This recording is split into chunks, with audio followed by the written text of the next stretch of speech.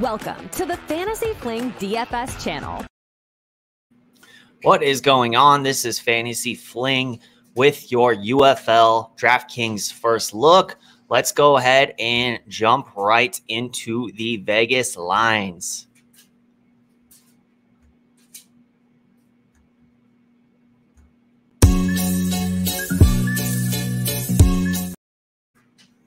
All right, so we got fun week last week, and we're jumping right back into it. A couple teams that didn't do well last week, I'm expecting to do well this week. And some teams, maybe they're going to continue it, like Birmingham. And we got San Antonio going on the road as a 1.5-point dog to Memphis. San Antonio looked really good last week with Chase Garbers and Jontre Kirkland, Anthony McFarland. And, really their offense was firing on all cylinders. AJ Smith really was dialing it up for Kirkland and Stevenson to a lesser degree. And then McFarland was just running really hard. Chase Garbers did not throw a ton, but was very accurate. So I think, we definitely have the potential to go right back to him, although it's not going to be at the salary that it was last week. I'll tell you that. So they're going against Memphis, and Memphis really could not get it going offensively. And, Cookus was a guy that we obviously recommended. I recommended last week, and he just didn't really have it. The offense, they just didn't do nearly enough for his salary. And it's going to be a tough matchup this week with Wade Phillips, D, coming into town. I don't love it, but, at home, potentially could be a bounce back spot for Memphis. I think Cook is probably going to be a guy that will look to play in GPPs. As far as the running backs, this is going to be a mess. But this is a 40-point game total, and I'm not really looking to attack stacks in this game. I think both Memphis and San Antonio have really good defenses, and it's kind of a game that I probably want to avoid overall. Now, Arlington and St. Louis. So Arlington, they got a tough start to the year because last week they had going against Birmingham, the defending champs, and they got smoked pretty good. Well, they get St. Louis that had lost to a last-second field goal. Took their offense a little while to get going, but once they did, they looked really good. So Arlington gets another tough matchup going against St. Louis this week. They're 4-point dogs. I like St. Louis. I like them to cover here, and I think they're going to kind of bounce back offensively and really get it going. This is a 41.5-point total. As of right now, it's the highest total, and I think there's going to be a lot of pieces on the St. Louis side that I like in this game. Birmingham showed that they just don't miss a beat. They smashed last week. They got Michigan this week. Michigan's got a good defense, but offensively, outside of West Hills, I don't really like attacking their offense this year. As we'll look at the stats here in a quick second, kind of show you why. But Birmingham, I think, is back in play now. We're going to get into quarterbacks here in a minute, but they did say that they're going to continue to roll with the 2-quarterback system. So don't know that I love that for stacking purposes, for deciding which quarterback I want to play. It's hard to guess. I don't like my quarterback being vultured by the second-string quarterback. So just something to keep in mind. That one's got a 41-point game total. Then the last one with the Houston Roughnecks going against the DC Defenders, 41-point game total. I expect Houston to be a pretty bad team this year. Guarantano wasn't impressed. I don't think they have much offensively. They play pretty good on defense, so we'll see where that goes. But DC Defenders, they look like they miss Abram Smith and Lucky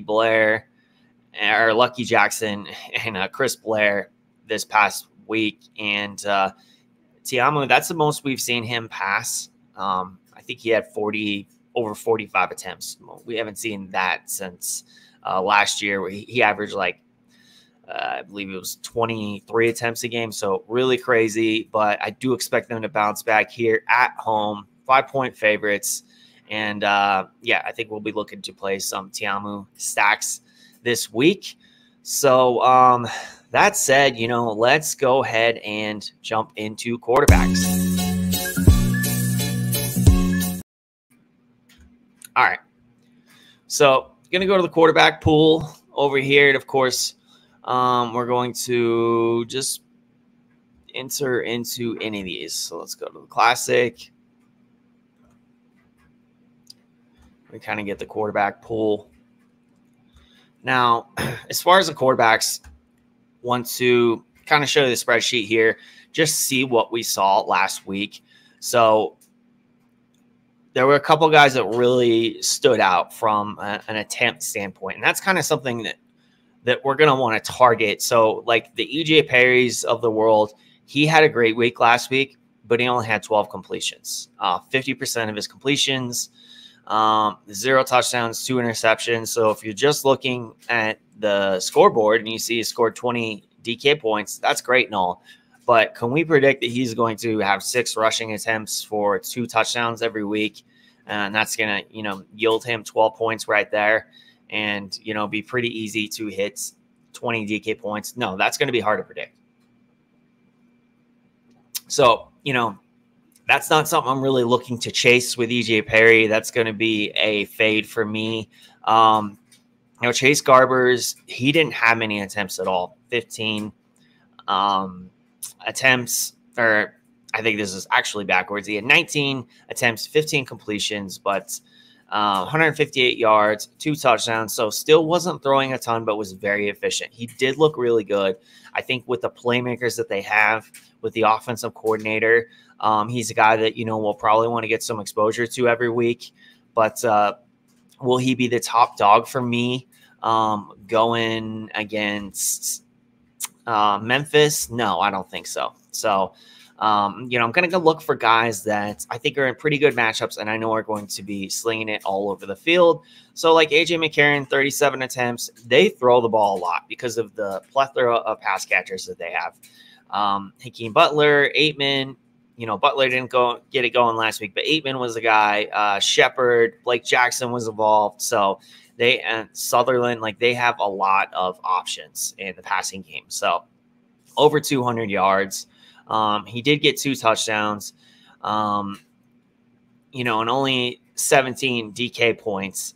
But, he gets another touchdown in that one. I think he had 1 called back, actually, from I can't remember who it was, but I do believe there's 1 touchdown called back. He gets another touchdown in the nuts for sure. So I want to attack some guys, target some guys who have getting a lot of attempts, who are just historically going to throw a lot, like AJ McCarron. Cookus, he had a bad week. So there's, no other way to put it. He only completed 57% of his passes. He had an interception, only 1 touchdown, no rushing, so only 12 points. But he's a guy that I think you will want to get some exposure to every week. And then Tamu, like I said, 45 attempts. I do think this is a good bounce back spot for him. 45 attempts.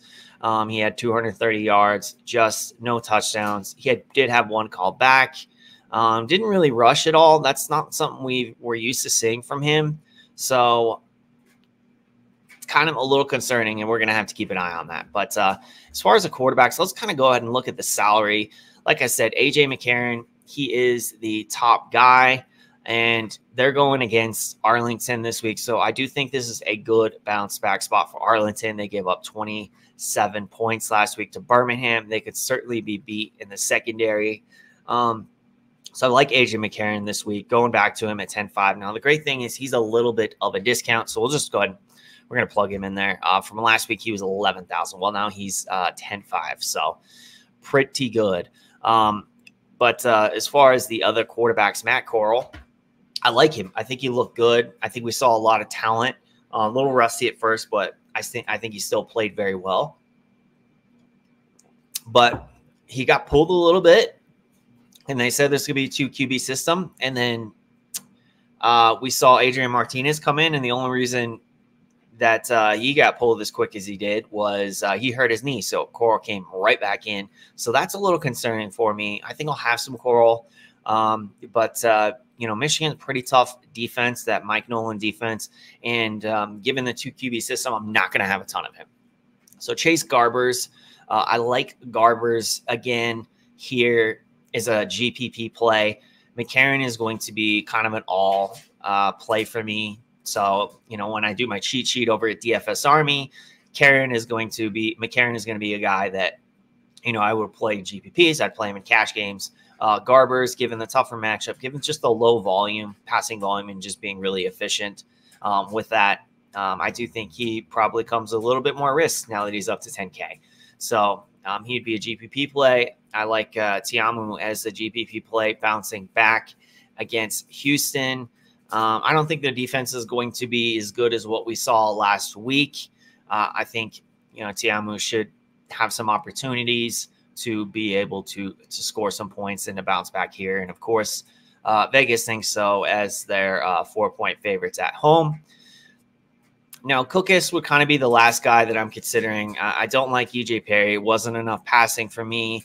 I think you could probably play Luis Perez as well. So I will say that too, because that figures to be a positive game script for them. Trailing, going to sling it all over the field. Really, besides Guarantano, the cheapest quarterback at 8,800. So, and St. Louis, their defense looked improved, but they also lost to Michigan, who, quarterback only completed 50% of his passes and had 15 completions. So I think Luis Perez, pretty good spring quarterback. You could certainly play him as well. EJ Perry, just not enough passing volume. I won't be playing him this week. I do think maybe some small exposure to Cookus and GPPs as well. But, yeah, just because he throws so much. And I do think he has a lot of weapons and is primed for a little bit of a bounce back. So let's go ahead and go over to the running.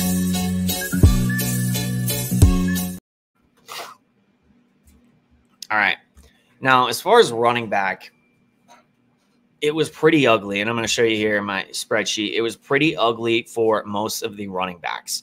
Now, I mean, most of these guys did not get over even 15 attempts, which, is something you're wanting to target for a running back. I think this is very much, at least what I'm seeing right now, going to be a league like it was last year, where we just play one running back and we're playing wide receivers and tight ends in the flex. So a lot of these guys were just terrible. I mean, you look at Darius Victor, 10 attempts for 3 yards. Gallman was decent, but,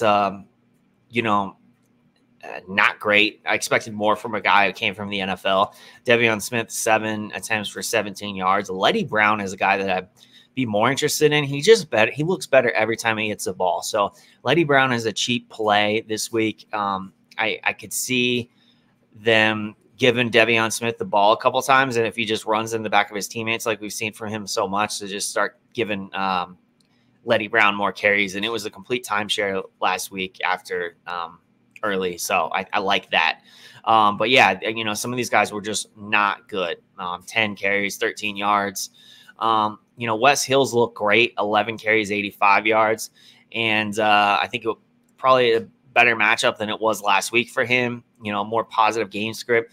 CJ Marable picked up where he left off, looked good. 17 carries, 64 yards. He got into the end zone. And then let's see some guys that are actually adding passing game work. So McFarland, I thought he looked great.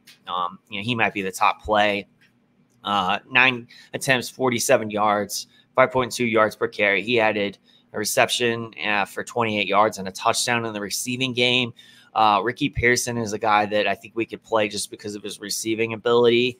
And he's going to be cheaper because he's not the starter. So 3 reception, 41 yards. Darius Victor saved himself from just an abysmal day with 5 receptions for 33 yards. So you could see there was really 3 guys with double-digit points, and Wes Hills was just outside it. If he had gotten more carries, he certainly would have got there. So it's a little scary at running back. But like I said, CJ Marble, McFarland. I like McFarland a little bit more than Marable because he's not in a timeshare. So it's just him, and I like that. Now, we did see a little bit of John Lovett, but he wasn't effective. So I'm not expecting them to hand the keys over to him anytime soon.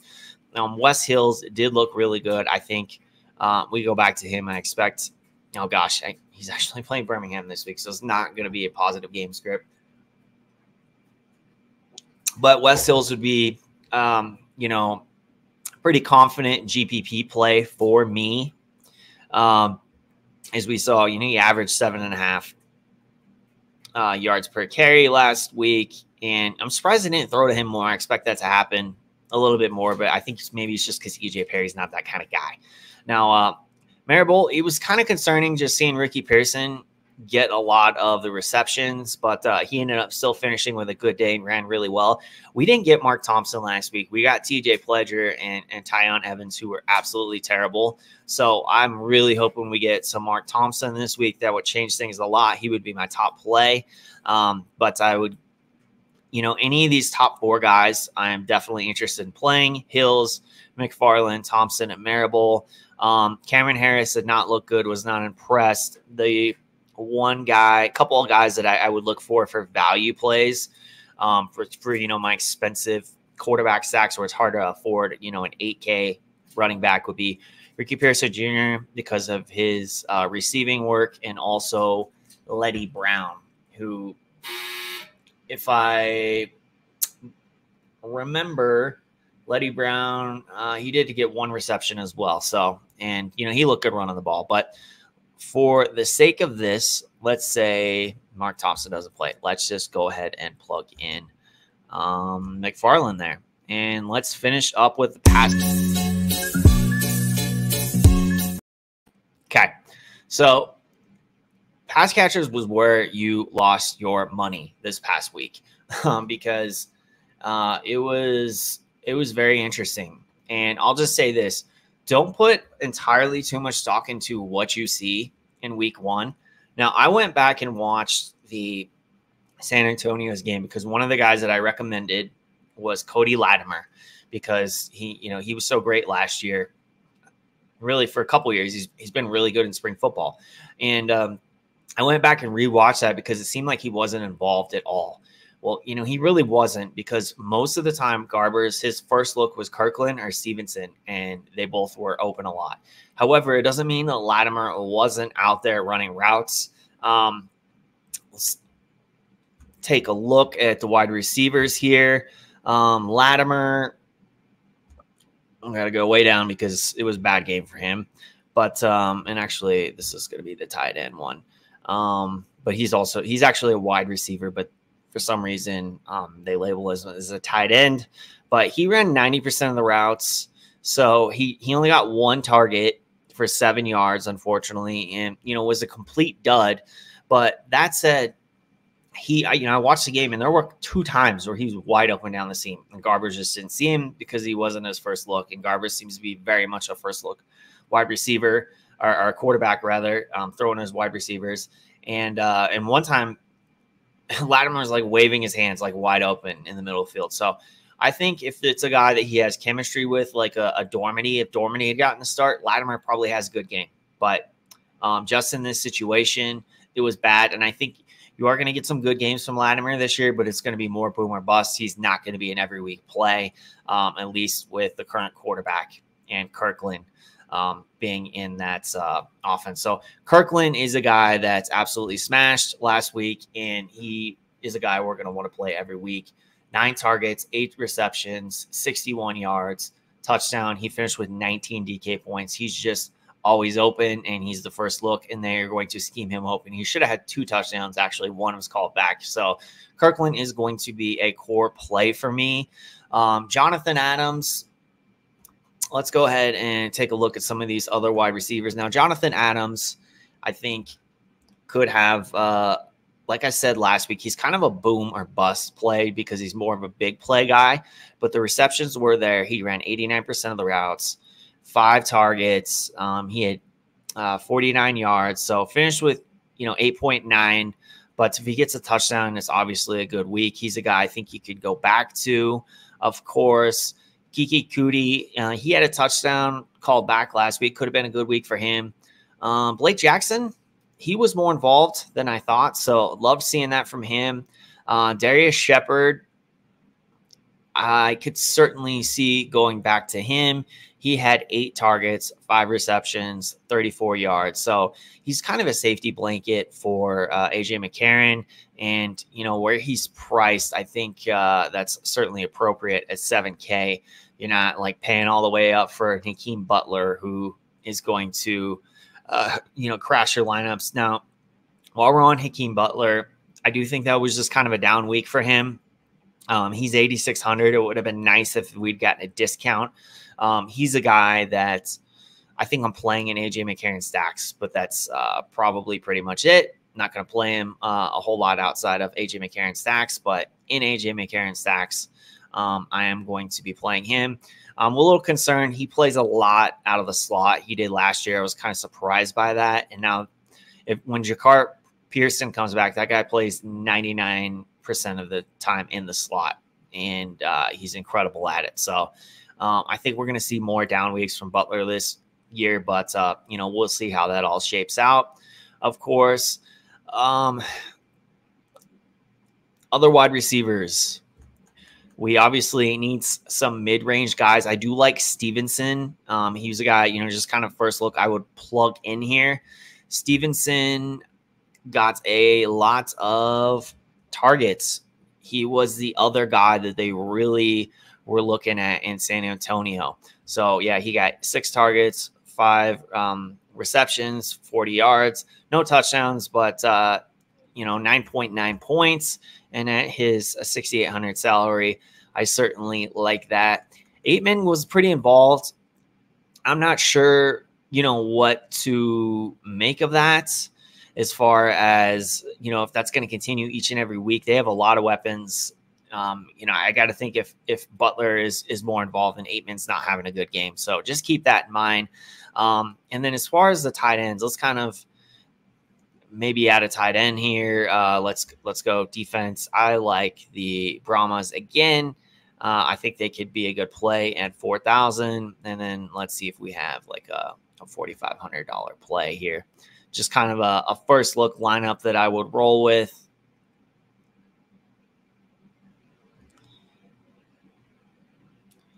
And honestly, I probably made this a little too expensive. Let's go with like a D Kane. 64.49. D Kane actually was he picked up right where he left off last week. I could see doing like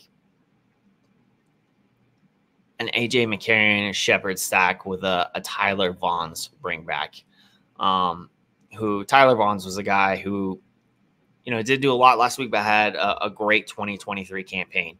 Yeah, I think this could be like a first look lineup. You get Kirkland, you get Shepard, Kane, Vaughn's, that's kind of your punt. Brahmas D, who I expect to be good this year, McFarland, and AJ McCarron. And then, yeah, just want to look at the tight ends as I finish this up. Now, Sutherland got 3 targets, 3 receptions, 45 yards on touchdown last week. That's not going to happen every week. Canelo was involved. He got 5 targets. Surratt, we were a little worried about his hamstring late in the week. He was on the injury report, but he was probable. He did get 7 targets, but only caught 2 of them for 38 yards. But, I expect him to get more targets and do more with them as he did last year. Alex Ellis was involved. 6 targets. That's what we like to see. Sternberger, he got 4. And they were all like right away, and then they went away from him. So he's a guy could certainly bounce back. And then, like I said, Latimer, he's going to be, I think, more boom or bust this year. But I think he's a guy every week that I will take some shots on. And, we really want to chase volume. So, the Surratts of the world and the Canellas and the Sternbergers, the guys we're going to focus on. But I do expect things to shake out and Latimer to get more targets. So that's going to wrap it up, you guys. Last thing I want to show you for those DFS Army subscribers, I am doing a cheat sheet every week. Now, the great thing is if you're a DFS Army subscriber, you just go to CFL, UFL. This is included in the price. So we don't charge any extra for this at DFS Army. I do content for DFS Army. I've been a subscriber there for years. And what's great about it is, like, if you're a brand new subscriber, you get all these sports. Some sites will charge you like $25 a week just for like UFL. So you're paying $100 a month just for UFL. DFS Army, Core 4 membership, NBA, MLB, NHL, and NFL. This covers all sports. Core 4 membership, and then you get all these other sports, these niche sports. You get MMA, esports, you get CFL, UFL. So also, if you're just an NFL subscriber, you get CFL or UFL. So we have a couple different packages, but the Core 4 covers everything, of course. And you just click on this link, and then you go to the cheat sheets, and this will be my cheat sheet. If you are not a DFS Army subscriber, you want to become a DFS Army subscriber, use code FANTASYFLING for 10% off a VIP subscription. So really appreciate you all joining me. That's going to wrap it up for this week's First Look. Let's win some money, and I will see y'all next week. Thanks for watching. Be sure to smash that like button and subscribe. You know you don't want to miss what's coming next. We really appreciate it. And we'll catch you in the next episode right here on the